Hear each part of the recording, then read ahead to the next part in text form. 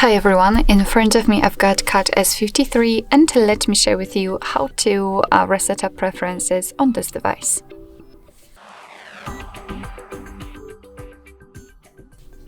So first of all we have to find and open the settings, and then let's tap on apps and notifications. Then tap on see all 34 apps and 3 dots icon in the right upper corner.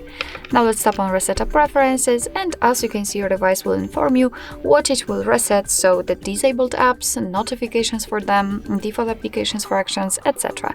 No worries, you won't lose any app data, so just tap on reset apps and basically that's all.